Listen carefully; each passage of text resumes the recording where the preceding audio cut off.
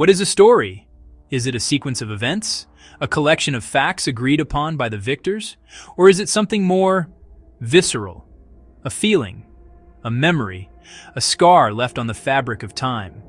We build our understanding of the past on grand narratives, the rise and fall of empires, the dates of decisive battles, the names of generals and kings. But what happens in the spaces between those walls? Today we are going on a journey into those shadows. What is the last thing you would eat? It's a strange question, a hypothetical for most. But during the siege of Leningrad, a 900-day nightmare of cold and starvation, it became terrifyingly real. For the soldiers of the Soviet Second Shock Army, trapped and encircled in frozen swamps, the answer was horrifying. Official histories praised bravery and sacrifice, but they omitted a darkest secret. Captured deserters revealed the truth. In their possession were sacks.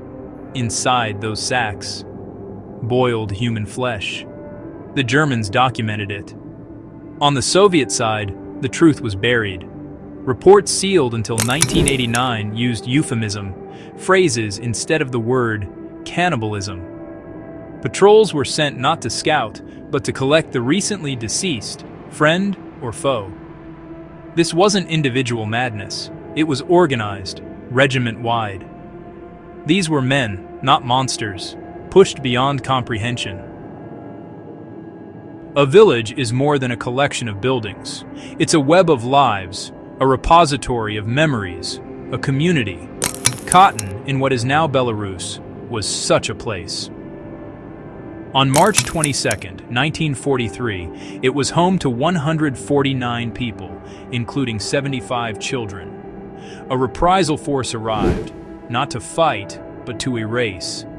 They herded everyone to a large wooden barn. The doors were barred, gasoline doused, and the barn set ablaze. Those who broke out met machine gun fire. Years later, a German commander claimed that over the roar of flames and screams, he could hear them singing. Was it faith, defiance, or a mind fragmenting under guilt? We will never know. Passchendaele was an ordeal, a primordial soup where the earth itself seemed the enemy. British troops saw a column of men in gray uniforms moving with purpose, leaving no footprints. Mass hysteria? A collective hallucination born of exhaustion? After a small advance, they found a catastrophically flooded trench. An entire German regiment drowned, bodies surfacing and sinking, mimicking a marching column. War embedded itself in the landscape. In places like Passchendaele, the past isn't dead. It floats just beneath the surface. Existentially alone. This was the reality for Leonid Rogozov in 1961. A 27-year-old Soviet surgeon, sole medical officer at Novolazarevskaya station. And then, acute appendicitis. Without surgery, he would die. The problem? He was the only surgeon. He would have to operate on himself. Nearly 2 hours. Weakness, vertigo.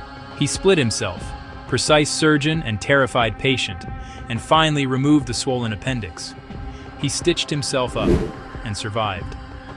Rogozov wrote not of heroism, but of duty, that he had no other choice. When you picture a soldier, what do you see? You probably don't picture a teenager. You probably don't picture a scout. In the Warsaw Uprising, the Sarasaregi, Boy Scouts, Girl Guides, teenagers, and even preteens took deadly roles. A unit with scouts as young as 12 and 13 earned a chilling nickname, the Silent Shadows. Armed with Molotovs and sticky bombs, they slipped through rubble and sewers, stalking armored beasts many times their size.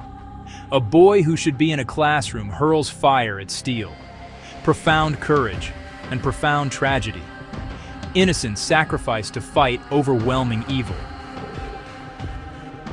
The human body has limits: food, water, sleep, cold, and chemicals.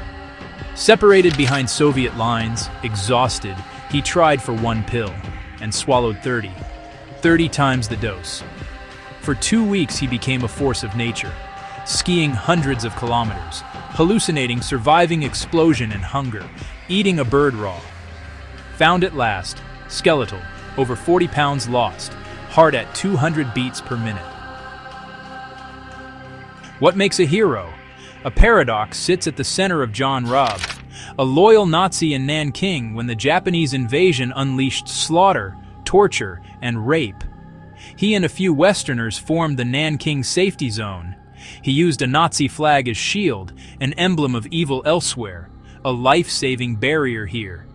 He kept meticulous diaries, took photographs, confronted attackers, and saved thousands by bluff and courage. After the war, his Nazi membership eclipsed his deeds. He died in obscurity, a good man in a monstrous uniform, a contradiction history struggled to see. We have journeyed through some of the darkest corridors of the past. Each begins with shock, images that make us want to turn away. But if we stay, questions emerge about duty and the objectified self, about the theft of innocence, and about definitions of good and evil. Under extreme pressure, lines between right and wrong, sane and insane, even living and dead, grow terrifyingly thin.